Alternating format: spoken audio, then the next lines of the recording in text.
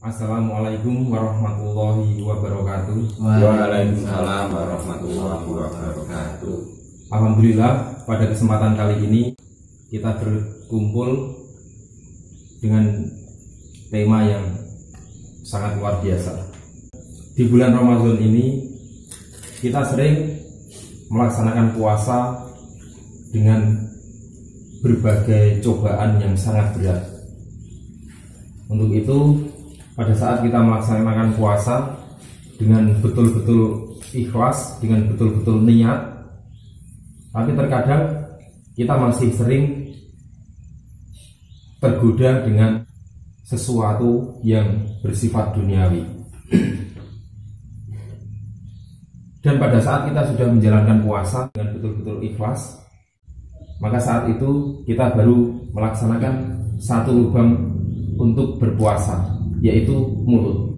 Sedangkan di dalam kesempurnaan tubuh manusia ada 9 lubang, yaitu mulut, 2 telinga, 2 mata, 2 lubang hidung, dan 2 pembuangan yang di bawah, depan dan belakang. Dan ini semua sering sekali termasuki oleh dosa-dosa, sehingga membuat kita berat untuk menjalankan ibadah-ibadah terhadap Allah Subhanahu wa Ta'ala. Yang dimaksud puasa 9 lubang itu apa semua? Mohon kami minta penjelasan. Ya, terima kasih. Silakan.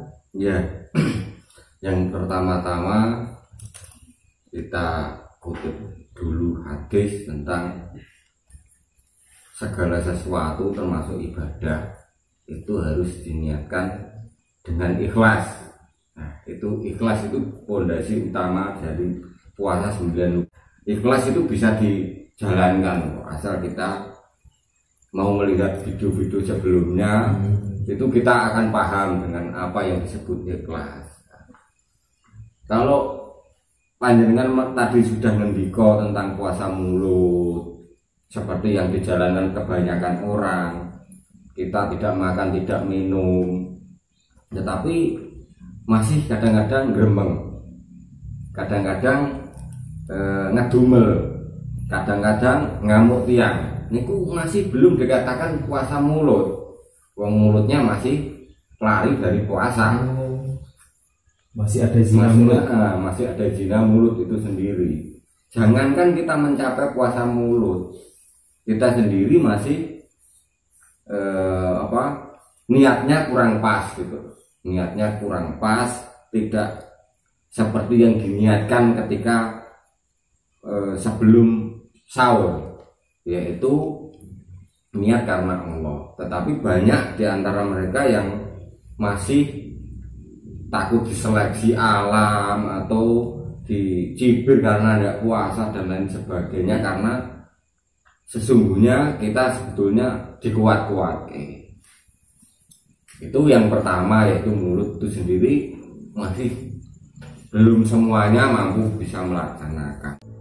Sepengetahuan kami, Ya, puasa mulut 1 lubang yang umumnya dilaksanakan, ya. itu menurut saya itu masih dalam puasa lahiriah, pelatihan lahiriah. Jadi apa puasa mulut sendiri itu mampu merambah ke puasa batiniah? Kalau kita latih terus-menerus pastinya sampai ke ranah batiniah. Karena pada dasarnya lapar itu juga sesuatu yang tidak terlihat, dan itu rasa, menggunakan rasa juga kan, rasa lapar itu sendiri. Jadi itu akan sampai ke batiniah apabila ikhlas. Secara visual kan tidak makan dan tidak minum. Ya. Sedangkan dan menurut saya itu adalah puasa lahiriah. Dan untuk yang lain seperti hidung, telinga, mata, itu kita kan tidak memberi asupan makanan kepada poin-poin yang lain seperti itu. Itu menurut saya yang namanya puasa batinnya itu di situ. Ya. Tetapi mulut pun juga salah satu dari setengahnya adalah batiniah. Karena ucapan juga tidak terlihat. Emosional itu juga bisa ditimbulkan tidak hanya dari perilaku tapi ucapan juga, atau nafsu itu sendiri. Tapi yang paling baku adalah ketika niat itu sudah tidak ikhlas, tidak karena Allah, maka itu juga sudah putus dari amalan tersebut. Jadi itu kan niat itu kan juga batiniah juga, karena bukan hanya sekedar diucapkan, tetapi benar-benar dirasakan ke dalam hati sanubari.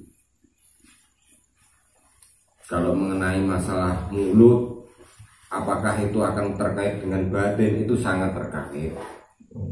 Karena pelajaran batin pun tanpa lewat mulut pun tidak sampai, tidak akan mengena, kita akan tahu dari sang guru pembelajar kita. Kan tetap diutarakan dengan mulut juga. Lalu bagaimana untuk puasa-puasa yang lain di lubang-lubang yang ada dalam tubuh kita? Mungkin kita awali dari jadi hidung dulu saja. Ya, kita awali dari hidung. Jadi hidung itu sendiri kan mencakup tidak materi hidung saja, melainkan nafas atau kehidupan. Jadi yang terpenting dari setelah niat ikhlas itu adalah kehidupan kita juga harus berubah. Sisi kehidupan kita ya juga harus diubah, cara hidup, cara bicara, cara berjalannya hidup ini ada perubahan dari sisi puasa-puasa kita. Jadi setelah kita berpuasa dohir ini, kita harus mencakup batin juga, karena yang separuh atau yang separuhnya itu di dohir, yang separuhnya di batin. 9 itu tetap seperti itu. Setelah sisi hidup yang merupakan filosofi filosofi ya. Dari hidung, puasa hidung. Lalu untuk yang lain, puasa mata. Untuk mata sendiri banyak di antara kita yang masih melihat lahiriah itu lebih kuat daripada batiniah. Jadi itu salah satu tidak tercapainya puasa. Contohnya memandang itu akan mensugesti pada sifat pemandangan diri kita, atau mengarah pola pikir yang jelek atau yang baik. Jadi kita memandang si A yang salah, itu kita sendiri menafsirkan. Nah, disitulah letak lahiriah kepada batiniah. Nah, sedangkan batiniah sendiri nanti yang tidak terlihat sama sekali. Jadi yang 4 itu lubang yang luar, yang 5 lubang yang dalam. Jadi setelah kita mampu menjaga mulut, mampu menjaga hidup kita, mampu menjaga pandangan itu tidak hanya yang terlihat, tapi pandangan itu kerentak pandangannya hati atau sebuah kesimpulan dari pemikiran setelah tahu dari sesuatu yang kita ketahui, entah itu diberitahukan, entah memandang sendiri, itu adalah kontak mata namanya, atau puasa mata. Setelahnya adalah puasa telinga. Paling banyak itu manusia tidak mau merespon dulu dari pendengar. Tahu-tahu pokoknya mendengar langsung main pukul, main kesimpulan, main ambil kesimpulan dari pendengaran. Kita belum tahu kebenarannya, tapi langsung menghakimi seutuhnya dari telinga yang kita dengar. Dan kebanyakan itu adalah kesimpulan-kesimpulan yang negatif. Ya pasti, karena pastinya seperti ini. Saudara kita yang satu ini datang ke saya membicarakan sesuatu, saya mendengar, saya menyimpulkan, saya bilang ke jenengan, saya tambahi lagi. Itu yang membuat dari pandangan sudut pandang puasa lubang telinga itu sudah merobohkan puasa kita, atau tidak ada gunanya sama sekali. Jadi yang di ranah batin sendiri mungkin dari arah yang tak terlihat sama sekali, yaitu rohani. Rohani itu terdiri dari batasan-batasan nafsu. Nafsu tanpa telinga, tanpa mulut, tanpa hidung pun kita tetap nafsu. Kita duduk diam bersemedi pun nafsu.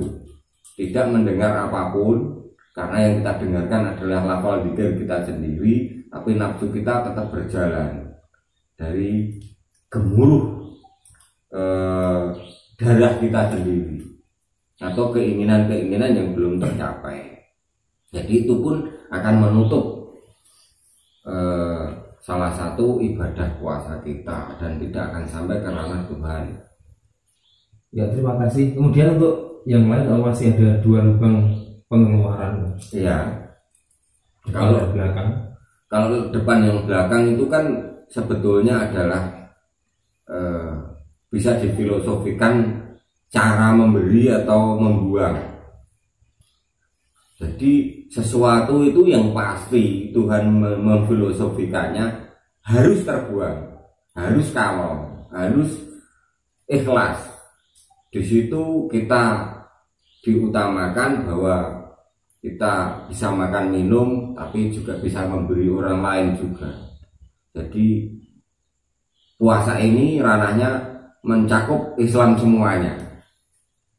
Mungkin ini akan terasa lebih dalam lagi ya dari sesuatu yang kita miliki harus kita keluarkan juga untuk sesama. Ya, itu sudah katakan setengah wajib. Dulu kan pernah ada riwayat bahwa zaman Abu Bakar bahkan orang yang sudah kaya tidak boleh tidak sedekah. Terus nyuwun sewu, kok koneknya ke kedua lubang pengeluaran di bawah depan dan belakang manusia ini? Alurnya dari mana? Sebetulnya kan saripati makanan. Makanan itu artinya adalah apa yang kita terima, apa yang kita makan, kita ambil, kita dapat dari gaji itu harus dibuang ke orang yang kita pandang atau depan kita, atau orang yang tidak kita pandang sama sekali, atau orang hina sama sekali, kita tetap harus utamakan juga gitu. Jadi benar-benar kita sebagai orang Islam dari bulan yang suci ini kita diberi pelajaran bahwasanya tidak hanya sekedar puasa ngelih atau ngelak, tetapi kita ada penekanan di situ tentang orang lain, tentang keluarga, tentang yang jauhan di sana juga. Cara bersikap hidup juga pembelajaran dari puasa ini. Jadi dari yang kedua itu sudah jelas. Setelah itu adalah lubang yang banyak atau pori-pori, bisa disebutkan seperti itu ya. Tidak ada orang yang tidak punya pori-pori, berarti semuanya punya ya. Jadi sisi ketuhanan itu dari manapun bisa, dari manapun bisa. Jadi kita harus betul-betul puasa dalam kondisi bisa menutup ranah dari manapun hingga hanya satu pancar, yaitu Allah Ta'ala. Tidak mensugesti lebih menitik beratkan harta benda, jabatan. Itu kan banyak sekarang yang berketuhanan seperti itu. Jadi kita tutup semua celah-celah lubang yang selain Allah Ta'ala. Itu yang harus kita fokuskan. Ya, terima kasih sekali untuk penjelasannya. Di dalam dunia spiritual, Ya, seseorang itu mengalami 3 tahap. Tahap yang pertama adalah lahiriah, tahap yang berikutnya, yang kedua adalah hati, ya. dan tahap yang ketiga adalah alam batin. Apakah puasa 9 lubang ini bisa kita kategorikan dalam ketiga bagian tersebut? Ya, sangat bisa, karena memang sangat sudah jelas ya di dalam pelatihan atau di dalam kitab-kitab yang terdahulu sudah disebutkan bahwasanya puasa itu kan 30 hari. Dalam 10 hari pertama kita mempelajari tentang lahiriah, yaitu mulut, hidung, serta mata. Loh, kenapa telinga kok masih kelihatan kok enggak diikut sertakan? Telinga itu kita tertidur kadang-kadang mendengar. Beda dengan mata, memang benar-benar enggak bisa melihat. Atau napas ini benar-benar tidak dirasa karena memang itu berjalan terus-menerus. Jadi antara pembicaraan, kehidupan, serta pandangan itu harus kita latih lebih dahulu dalam 10 hari pertama. Bisa kita simpulkan ya, berarti 10 hari yang pertama kita bisa mempelajari tentang pembicaraan atau mulut, supaya kita bisa jadi orang yang amanah seperti Rasulullah seperti itu, selalu hidup dan pandang atau cara pandang. Jadi ini mulut, hidung dan mata. Nah, jadi untuk yang pertama 10 hari yang pertama, untuk yang 10 hari yang kedua tentang belajar hati, yaitu mendengar. Yang pertama-tama kita mendengar, memutuskan dari kata emosional atau pikiran kita sendiri. 10 hari yang kedua yaitu telinga sebagai sarana untuk kita mendengar apapun, tidak itu yang nyata ataupun yang tidak nyata, tapi itu akan terngiang di kepala kita, yaitu yang akan terdorong oleh akal. Baik buruknya hidup ini dari itu, dari pendengaran dan akal itu. Dan yang terakhir adalah perbuatan atau tangan atau pergerakan hidup kita ini. Kita hidup, tapi kalau kita tidur juga tidak bisa bekerja apa-apa. Jadi semua itu diolah dari akal atau pikiran, bisa bergerak kemanapun itu akal. Berarti itu semua mempengaruhi hati. Iya, sangat mempengaruhi, karena hati itu punjere yang baik dan yang buruk, tetapi yang mengelola adalah akal kita. Kemudian untuk yang terakhir, untuk yang ketiga adalah 10 hari yang terakhir, yang banyak diriwayatkan Nabi sendiri duduk diam di masjid sampai berhari-hari tanpa pulang. Itu menunjukkan adalah kedamaian atau jiwa, atau artinya batin. Dan mungkin yang terletak ada pada rasa ikhlas. Ya, itu rasa ikhlas yang pertama adalah pembuangan dari setiap kita makan atau minum itu, atau bekerja atau mencari nafkah, itu tetap harus ada yang disisihkan untuk dibuang. Untuk kita makan atau kita minum 8 liter, tapi yang terbuang toh tidak mungkin 8 liter. Nah, itu pasti seperti itu. Manusia harus mampu mengambil hikmah dari puasa tersebut. Setelah kita ikhlas, itu kita akan menjadi orang-orang yang mampu mengenal diri kita sendiri, tenang, ketenangan, tidak terprovokasi dari kanan atau kiri atau depan atau belakang. Itu ketenangan jiwa yang sesungguhnya. Itu tidak mudah, tidak semuanya orang mampu menekan jiwanya kita itu seperti si A, si B, si C. Untuk yang terakhir kali adalah betul-betul sampai kepada Sang Ilahi, benar-benar bertakwa, kenal betul dengan apa yang disebut sifat Tuhan. Jadi dengan adanya pelatihan 30 hari ini, dalam 1 tahun ke depannya kita akan sudah mampu berubah baik menjadi super baik, dan akan lebih baik lagi menjadi yang tak bisa dikatakan. Jadi bukan hanya sekedar lapar dan dahaga, tetapi ini menunjukkan sesuatu yang sangat luas sekali. Ya, terima kasih sekali untuk penjelasannya puasa 9 lubang. Iya. Para pemirsa semua, pada dasarnya di dalam sebuah pelatihan kita memiliki 3 fase: pelatihan lahiriah, pelatihan hati, dan pelatihan batiniah. Ketiganya memiliki ranah sendiri-sendiri, memiliki jalannya sendiri-sendiri.